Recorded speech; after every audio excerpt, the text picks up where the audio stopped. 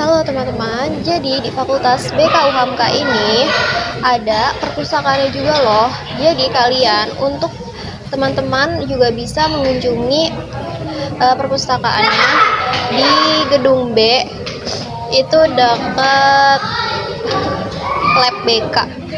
Nah, kalian juga bisa nih baca buku atau mengerjakan tugas di perpustakaan ini. Kemudian teman-teman juga bisa berkonsultasi ke dosen BKUHAMKA. Jadi kalian bebas untuk cerita apa yang sedang kalian rasakan dengan rasa aman, nyaman, dan yang pasti kalian akan diberikan saran pada dosen yang sudah profesional ya teman-teman. Nah, ini adalah jurusan yang paling aku suka, itu adalah media BK. Jadi kemarin angkatan aku itu membuat media BK teman-teman selama 1 semester, dan ini kita akan menunjukkan ke para semua dosen dan ada wareknya teman-teman. Jangan lupa join BK UHAMKA. Assalamualaikum warahmatullahi wabarakatuh. Saya Zahra Firia Rafifa dari kelas 3C. Jadi saya di sini akan menyampaikan tentang problematika dalam layanan BK di sekolah. Jadi di sini yang akan kita bahas itu ada empat pembahasan. Nah, yang pertama itu ada problematika pada ruang lingkup dan peranan bimbingan dan konseling. Kemudian yang kedua itu ada problematika pada pendekatan dan teknik penyelenggaraan pelayanan. Kemudian yang ketiga itu ada problematika pada tugas konselor. Kemudian yang keempat adalah problematika hakikat pelayanan bimbingan dan konseling. Jadi untuk pembahasan pertama itu problematika pada ruang lingkup dan peranan bimbingan dan konseling. Kalian pernah dengar gak sih tentang stigma guru BK di sekolah? Nah, jadi tuh guru BK tuh dianggap dianggap sebagai polisi sekolah. Jadi kenapa itu anak-anak atau siswa itu kayak males untuk ketemu guru BK? Karena kalau misalkan ada yang telat, yang bermasalah, berarti nanti dia dipanggil ke guru BK. Jadi stigma anak-anak dan di sekolah itu biasanya menganggapnya tuh kayak berarti kalau udah masuk ruangan guru BK, berarti dia itu sedang bermasalah. Kemudian yang kedua itu, nah yang tadi aku bahas, itu kan BK dibatasi hanya menangani masalah yang bersifat insidental. Padahal kalian bisa nih kalau mau curhat datang ke ruang BK. Jadi tidak hanya buat siswa-siswa yang bermasalah saja. Nah, jadi yang ketiga ini ada yang dibahas tentang stigma BK juga, itu BK hanya untuk siswa tertentu saja atau siswa yang bermasalah saja. Jadi kalian kalau kalian mikirnya kalau kalian dipanggil guru BK itu bukan hanya karena ada masalah, mungkin nanti kalian akan diberi konseling individu tentang diri kalian. Mungkin kayak ada yang kurang motivasi belajar juga bisa kalian curhat ke guru BK, atau misalkan kalian orangnya jarang curhat nih di rumah, kalian kurang terbuka, kalian boleh curhat ke guru BK di sekolah. Karena kita sebagai guru BK ini punya azas kerahasiaan, jadi kalian jangan takut untuk merasa nanti dicepuin sama guru BK kalian. Kemudian yang kedua, aku akan membahas tentang problematika pada pendekatan dan teknik penyelenggaraan pelayanan. Nah, problematika pada pendekatan dan teknik penyelenggaraan pelayanan. Nah, yang pertama itu ada pelayanan BK berpusat pada keluhan pertama. Nah, kemudian menyamakan tugas konselor dengan psikiater. Jadi, konselor atau guru BK itu kita itu bukan memakai obat teman-teman, tapi kita hanya memberi sebuah konseling saja. Jadi kalau dari konselor itu bukan, kalau kalian datang ke psikiater, kalian bakal dikasih obat setelah kalian melakukan konseling. Tapi kalau kalian datang ke konselor atau guru BK, masalah kalian itu tetap diambil keputusan oleh kalian sendiri. Kemudian yang ketiga adalah menyamaratakan metode pemecahan masalah untuk setiap konseling.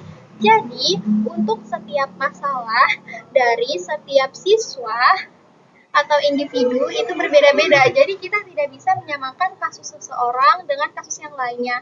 Dan untuk solusinya pun juga berbeda-beda ya teman-teman. Nah, kemudian yang ketiga adalah tentang problematika pada tugas. Nah, jadi problematika itu dibagi menjadi dua, yaitu problematika internal. Nah, di problematika internal ini yang pertama itu ada pelayanan. Pelayanan BK ini berpusat pada masalah permukaan saja. Kemudian yang kedua adalah kurangnya kompetensi guru BK dalam menjalankan tugas. Jadi, terkadang itu di sekolah-sekolah itu yang emang dia tuh bukan di bidangnya, tapi dia harus mencakup pekerjaan guru BK karena kekurangan dari tenaga kerja. Kemudian yang ketiga adalah keterbatasan dari waktu, informasi, dan dukungan dari pihak sekolah. Jadi biasanya guru BK ini kurang kurang menjalankan tugas-tugasnya menjadi guru BK, karena kan kalau menjadi guru BK itu kan kita juga harus menggunakan media, tapi karena kurangnya dukungan dari pihak sekolah itu bisa menjadi kendala dari guru BK tersebut. Nah, kalau problematika eksternalnya itu BK hanya menangani pihak yang bermasalah saja biasanya. Padahal kita sebagai guru BK memberikan layanan itu jangan hanya kepada siswa yang bermasalah saja.